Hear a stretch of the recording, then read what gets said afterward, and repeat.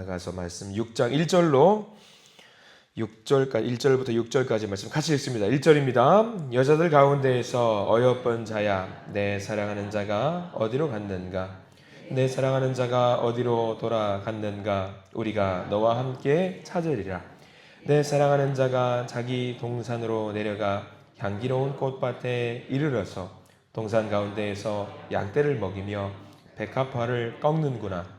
나는 내 사랑하는 자에게 속하였고 내 사랑하는 자는 내게 속하였으며 그가 백합화 가운데에서 그 양떼를 먹이는도다. 내 사랑아, 너는 디르사같이 어여쁘고 예루살렘같이 곱고 깃발을 세운 군대같이 당당하구나.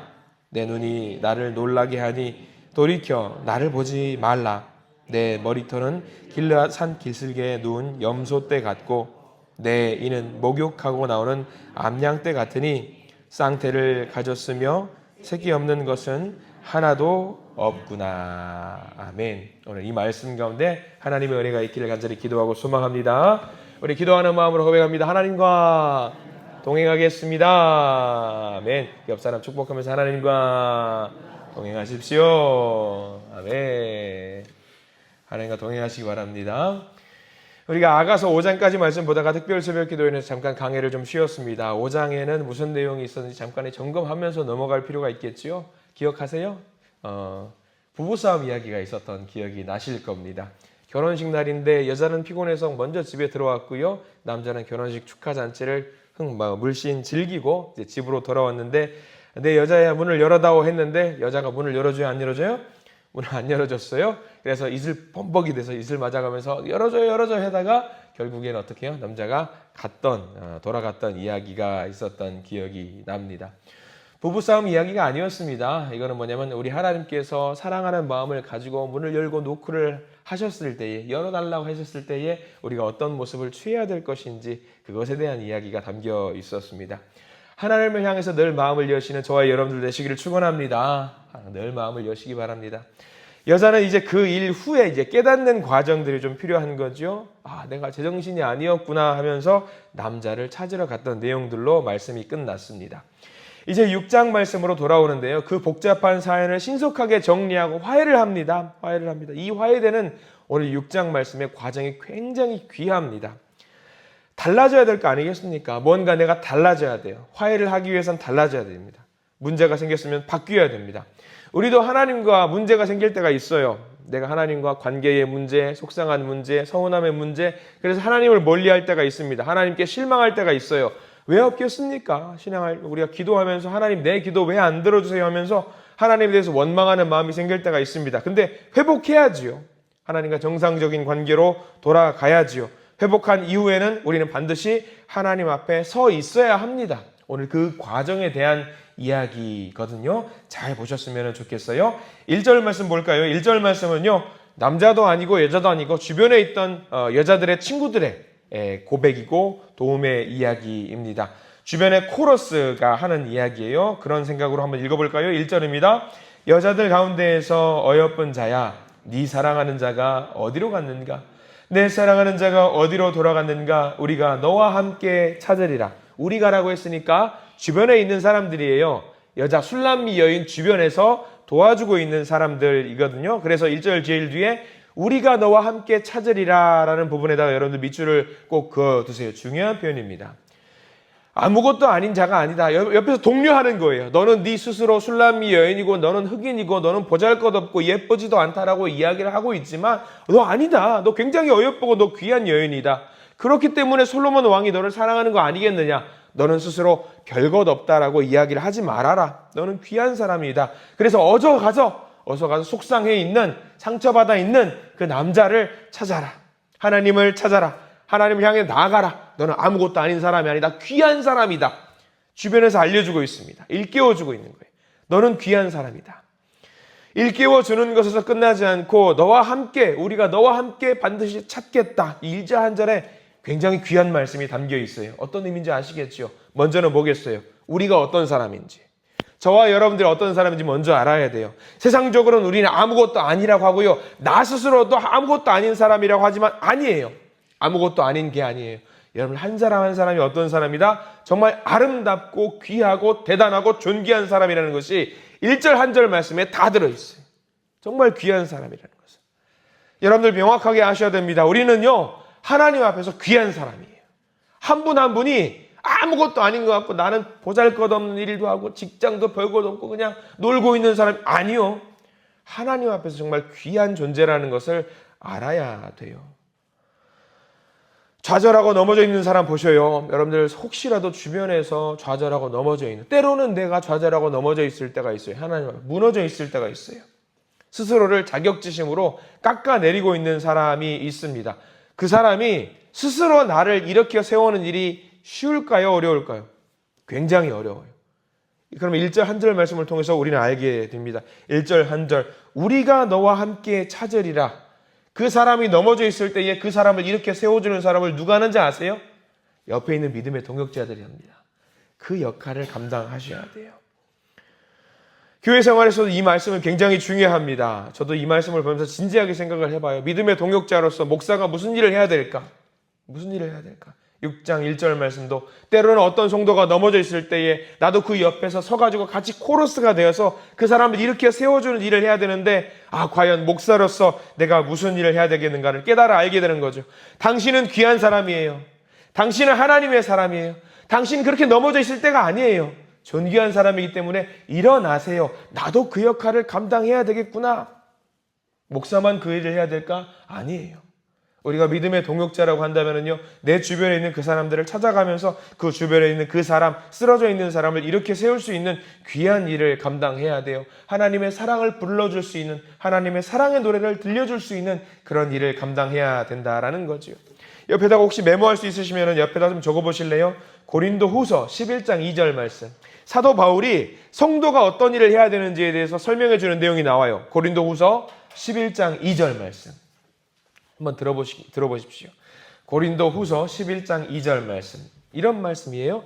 내가 하나님의 열심으로 너희를 위하여 열심 내노니 내가 너희를 정결한 처녀로 한 남편인 그리스도께 드리려고 중매함이로다. 중매함이로다. 사도 바울은 성도로서 어떤 일을 하는 거예요? 우리 예수 그리스도께 그 성도를 데리고 와서 뭐 한다? 중매한다라는 거예요. 중매한다. 남자와 여자를 엮어주는 중매자. 그래요. 중매자는 뭐예요? 중매하면서 소개시켜주면서 어때요? 남자를 데리고 와서 여자를 소개시켜주면서 여자 참 못생겼어. 여자 별거 아니야. 좀 부족해. 그렇게 말하면 돼야 안 돼요? 중매가. 아니죠. 중매하면서 예뻐. 대단해. 훌륭해. 마찬가지예요. 여자도 남자한테 데리고 가면서 그 남자 못생겼어. 보잘것없어. 그러지 않잖아요. 귀한 사람이야, 훌륭한 사람이야, 잘해봐야 돼. 그런 말씀 하는 거 아니겠어요? 마찬가지예요. 우리도 그래요. 우리가 하나님과 어떤 성도를 맺어주려고 할 때에, 신랑과 신부를 맺어주려고 할 때에 어떻게 말해요? 보잘것없어요. 아무것도 아니에요. 능력도 없어요. 그런 말 하는 거 아니에요. 중매 역할을 하려면 더 높여주고 띄워주고 해야 되는 거잖아요.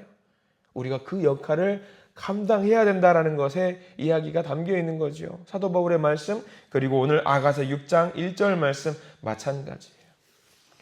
새 가족이 왔어요. 우리가 중매자가 돼야 돼요. 새 가족이 왔으면 뭐 해야 돼요? 성경책도 대신 좀 찾아줘야 돼요. 아가서 6장 말씀이 붙어 있다는데 아가는 또 뭐가 어디 붙어 있고 몰라요. 찾아봐 줘야죠. 때로는 차도 사주고 밥도 사주고 때로는 관계도 좋은 교제도 맺어주고 혹여라도 하나님과 쓰러져 있는 그 사람이 있어요. 중매 역할을 해야 될 거 아닙니까? 관계가 멀어진 그 사람을 향해서 전화도 해보고 문자도 해보고 그거 누가 하는 거예요? 중매쟁이들이 하는 거 아니겠습니까? 우리가 그 역할을 감당해야 된다는 거예요. 그래서 아가서 6장 1절 말씀은 그 코러스 중간에 중매자의 역할들을 하는 사람들이 이런 일을 해야 된다는 것이 담겨있는 말씀이죠. 자, 이제 2절과 3절은 술람미 여인의 노래입니다. 격려하는 주변 믿음의 동역자들이 일어나 힘내 우리 같이 찾아보자 라고 하는 그 말 듣고 힘을 입어서 여인이 말을 합니다. 2절 말씀 먼저 읽어보겠습니다. 2절입니다. 내 사랑하는 자가 자기 동산으로 내려가 향기로운 꽃밭에 이르러서 동산 가운데에서 양떼를 먹이며 백합화를 꺾는구나. 드디어 이제 남편을 찾았어요. 막 여기저기 둘러다니면서 내 남편 어디 있나, 내 남편 어디 있나, 이슬 맞고 도망갔던 내 남편 어디 있나 했는데 드디어 남편을 찾았는데 여기 중요한 표현이 나와요. 2절 동그라미 표시 반드시 해두셔야 되는데 자기 동산이라는 글자가 나오거든요. 내 사랑하는 자가 어디서? 자기 동산에서 남편을 찾은 거예요. 착각했죠. 내 남편 어디 있을까? 아, 이슬 맞고 속상해가지고 멀리 도망가 버렸구나. 그래서 먼 곳에서 찾기 시작했는데 어디 있던 거예요? 남편이 자기 동산에 있는 거예요. 오해했어요. 멀리 떠났을 것이라고 생각했는데 아니에요. 이제 보니 깨달았어요. 엉뚱한 것, 멀리 갈 필요가 없었어요. 내 남편은 어디 있어요? 내 남자는 어디 있어요? 자기 동산에 있는 거예요. 원래 있던 그 자리에 있었던 거예요. 오해로 인해서 멀리 있을 것이라고 착각했죠? 아니요. 이 말씀은 무슨 말씀인지 아세요? 내 남편을 찾기 위해서 어디로 가야 된다는 거죠? 자기 동산. 남편이 있던 원래 그곳. 여기서 남자는 누구를 말한다고 그랬죠? 솔로몬 왕을 말하면서 동시에 누구를 말해요? 하나님을 말한다고 그랬어요. 하나님은 어디 계신다는 거예요? 하나님이 원래 계신 그 자리에 계신다는 거예요. 멀리서 하나님 찾지 말라 그 이야기입니다. 오해가 있어요. 하나님 멀리 갔겠구나. 아니요. 하나님은 그 자리에 계셔요. 그 자리에. 우리가 속상해가지고 넘어져 있을 때에 하나님을 찾고 싶어요. 그럼 여러분들 하나님 어디 가서 찾으실래요? 1번 어디서 찾으실래요? 교회에서 찾아야죠. 예배드리는 그 자리에서 찾아야 돼요. 여러분들이 늘 있었던 예배의 자리, 말씀의 자리, 기도의 자리 거기로 돌아오면 된다라는 거예요. 하나님 거기 계신대요. 하나님 거기서 우리를 기다리고 계신다라는 말씀이에요. 이 말씀이 굉장히 의미심장한 말씀인 거 아세요? 우리가 믿는 자들이 속상해요. 아파요. 쓰러져요. 그러면 어떻게 하는지 아세요? 1번 교회를 떠나요. 저는 이게 너무 속상하더라고요. 2절 말씀 너무 속상하더라고요. 아니 하나님을 찾아야 될 거 아니에요. 하나님을 찾으면 하나님 어디 계신다는 거예요. 하나님 원래 계신 그 자리에 계신다는 거예요. 근데 사람들은 속상해가지고 떠나요. 아니요. 오히려 어떻게 해요? 속상하면 오히려 하나님이 계신 그 자리로 가야 돼요. 근데 그거를 못하는 경우가 굉장히 많아요. 오히려 교회에 더 붙어 있을 생각을 해야 돼요. 이 약물과 하나님이 계신 그 자리에 나도 있어야 될 필요가 있는 거예요. 근데 많은 분들이 그걸 못할 때가 많이 있더라고요. 하나님이 원래 계신 자기 동산 거기로 가서 하나님을 만나셔야 합니다. 혹여라도 속상한 일이 없어야 되겠지만 내가 내 마음속에 상처가 있고 아픔이 있을 때에 제일 먼저 여기서 떨어져 나갈 생각하지 마시고 하나님이 계신 그 자리로 와서 기도하시는 저와 여러분들 되시기를 축원합니다. 3절 말씀 이어서 볼까요? 3절 말씀도 계속해서 하는 말이에요. 같이 읽습니다. 나는 내 사랑하는 자에게 속하였고 내 사랑하는 자는 내게 속하였으며 그가 백합화 가운데서 그 양떼를 먹이는도다. 이 3절 말씀이요. 별표를 한 100개쯤 쳐줬으면 좋겠어요. 이게 왜 귀한 말씀이냐. 우리 믿는 자가 취해야 되는 마음 자세거든요. 별거 아닌 것 같죠. 나는 내 사랑하는 자에게 속하였고 내 사랑하는 자는 내게 속하였으며 거기까지 말씀 보세요. 이게 귀한 고백이에요. 이 말씀이 옆에다 메모하십시오. 2장 16절 말씀이에요. 아가서 2장 16절 말씀이에요. 근데 약간 좀 비교해서 여러분들 보시면은요. 차이가 있을 거거든요. 2장 16절 한번 잠깐 보실래요? 여기 책갈피 해두셔요. 뭐가 차이가 있는지 보고 오셔야 돼요. 이게 굉장히 귀한 말씀이에요. 2장 16절. 2장 16절과 6장 3절 말씀이 어떤 차이가 있을까? 이거를 한번 읽어보고 캐치하신 분들은요. 대단한 내공이 있는 분들이십니다. 자, 2장 16절 우리 한번 읽어볼게요. 시작. 내 사랑하는 자는 내게 속하였고 나는 그에게 속하였도다. 거기까지. 자, 내 사랑하는 자는 내게 속하였고 나는 그에게 속하였다. 자, 여기 생각하시고 다시 돌아와 보세요. 6장 3절 말씀 읽어볼게요. 6장 3절 읽습니다. 시작. 나는 내 사랑하는 자에게 속하였고 내 사랑하는 자는 내게 속하였으며. 자, 무슨 차이가 있는지 아시겠어요? 같은데 달라요. 구조가 달라요. 2장 16절 할 때는 중심이 누군지 아세요? 나예요. 6장 3절에는 중심이 누군지 아세요? 너예요. 너. 변한 거예요. 다투고 나서 속상한 마음 이게 회개하고 나서 화해하고 난 뒤에 중심이 뭘로 변한 거예요? 초점이. 이제 너로 변한 거예요. 내 중심이었던 차이. 하나님과의 관계에 있어서도 늘 내가 중심이었어요.